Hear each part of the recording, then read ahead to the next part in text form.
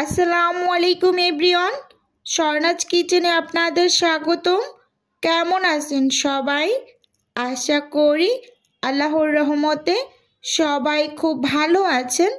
আজকে আমি আপনাদের সাথে শেয়ার করব চিংড়ি মাছ ভুনার একটা রেসিপি।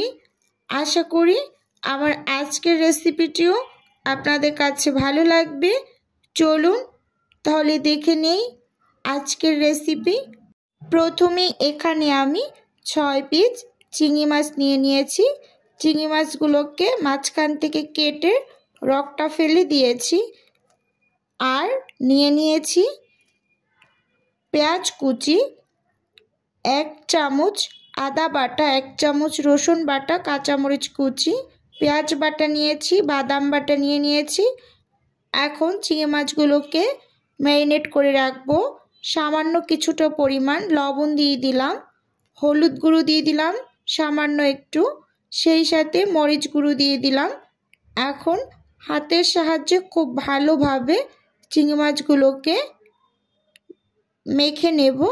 মেখে নেওয়া হয়ে গেলে মাছগুলোকে আমি 10 থেকে 15 মিনিটের মতো রেস্টে রেখে দেব। তারপর রান্না করে নেব।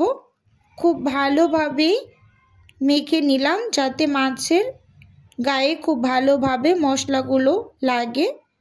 চুলোতে একটা প্যান বসিয়ে দিয়েছি।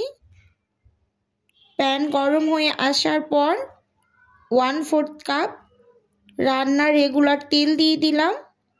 তেলটা গরম হয়ে আসার পর মাছগুলোকে এক এক করে দিয়ে ভেজে নেব।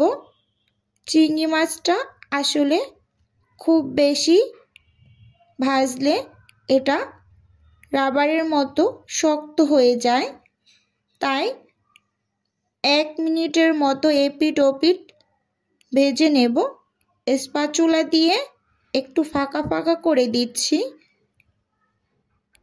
1 মিনিট পর মাছগুলোকে আমি উল্টে আরও 1 মিনিট ভেজে নেব। প্রথম অবস্থায় চিংড়ি মাছটা যখন ভাজবেন তখন খুব অল্প সময়ের জন্য চিংড়ি মাছটা ভেজে নেবেন।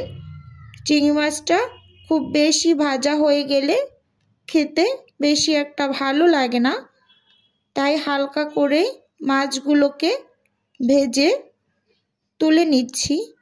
এক এক করে সব মাছগুলোকে তুলে নিলাম।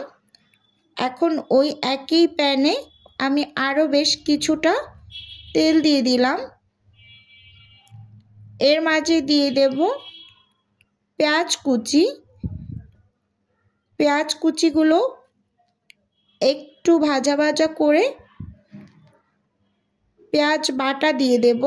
এখানে আমি পেঁয়াজ কুচি এবং পেঁয়াজ বাটা দুটোই ব্যবহার করেছি। আপনারা চাইলে শুধু পেঁয়াজ বাটা দিয়েও চিংড়ি মাছ ভুনাটা করে নিতে পারেন। যেহেতু চিংড়ি মাছ ভুনাটা পোলাওর সাথে পরিবেশন করা হবে, তাই একটু পেঁয়াজের পরিমাণটা আমি বেশি দিলাম। পেঁয়াজ বাটা আর পেঁয়াজ কুচি দুটোই ব্যবহার করেছি।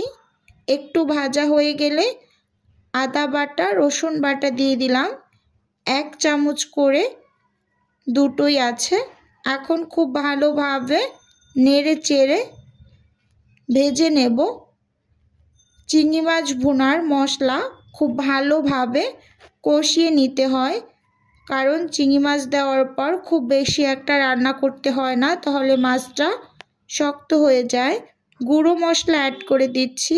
1 চামচ হলুদ গুঁড়ো, 1 চামচ মরিচ গুঁড়ো, 1 চামচ জিরা গুঁড়ো, সেই সাথে দিয়ে দিচ্ছি 1 চামচ ধনিয়া গুঁড়ো। সামান্য কিছুটা পরিমাণ পানি দিয়ে দিলাম। এখন খুব ভালোভাবে নেড়ে চেড়ে মিশিয়ে মশলাটা এই পানির মাঝে একটু সময় নিয়ে কষিয়ে নেব। যতক্ষণ না পর্যন্ত মশলা আর তেলটা আলাদা হয়ে যায় ঠিক ততক্ষণ পর্যন্তই কষাবো। খুব সুন্দরভাবে কষিয়ে নেওয়া হয়ে গিয়েছে। এই পর্যায়ে একটু নেড়ে চেড়ে যে বাদাম বাটা রেখেছিলাম সেখান থেকে 1 চামচ পরিমাণ উঁচু উঁচু করে বাদাম বাটা দিয়ে দিলাম। আবারও কিছুটা পানি দিয়ে খুব ভালোভাবে কষিয়ে নেব। প্রথমেই আমি বলেছি চিংড়ি মাছের মশলাটা খুব ভালোভাবে কষাতে হয়। মশলা যতটা ভালোভাবে কষানো যায় মাছগুলো খেতে ততটাই মজা হয়। খুব সুন্দরভাবে কষিয়ে এখন মাছগুলো দিয়ে দিলাম। মাছগুলোকেও আমি এই মশলার মাঝে 1 মিনিটের মতো নেড়ে চেড়ে মিশিয়ে নেব। মিশিয়ে নেওয়া হয়ে গেলে আমি রান্নার জন্য পরিমাণ মতো পানি দিয়ে রান্নাটা পুরোপুরি শেষ করে নেব। এখন এর মাঝে আমি পানি অ্যাড করে দিচ্ছি। এখানে আমি যতটুকু পরিমাণ পানি দিয়ে দিলাম ঠিক ততটুকু পরিমাণ পানিতেই মাছগুলো খুব ভালোভাবে সেদ্ধ হয়ে যাবে। ঢাকনা দিয়ে ঢেকে পুরোপুরি রান্নাটা শেষ করে নেব। ঢাকনা খুলে এই পর্যায়ে আমি স্প্যাচুলা দিয়ে হালকা করে একটু নেড়ে নেব। যেহেতু বাদাম বাটা দেওয়া আবার নিচ থেকে ধরে যাওয়ার একটা সম্ভাবনা থাকে, তাই একটু নেড়ে চেড়ে ওপর থেকে আমি কয়েকটা কাঁচামরিচ ফালি করে রেখেছিলাম আগে থেকেই, সেটা দিয়ে দেব। দিয়ে আর কিছু ধনিয়া পাতাও অ্যাড করে দিয়েছি অফ ক্যামেরাতে। ঢাকনা দিয়ে ঢেকে 1 মিনিটের মতো রেখেছিলাম। 1 মিনিট পর ঢাকনা খুলে চুলাটা বন্ধ করে দিয়েছি। একদম পুরোপুরি চিংড়ি মাছ ভুনাটা কমপ্লিট। এখন একটু সার্ভ করে আপনাদের সঙ্গে শেয়ার করছি। দেখুন মাশাআল্লাহ চিংড়ি মাছ ভুনাটা কতটা লোভনীয় হয়েছে আর খেতে ভীষণ ভালো হয়েছিল। আজকের ভিডিও এ পর্যন্তই। দেখা হবে অন্য কোনো ভিডিওতে। আল্লাহ হাফেজ। আসসালামু আলাইকুম।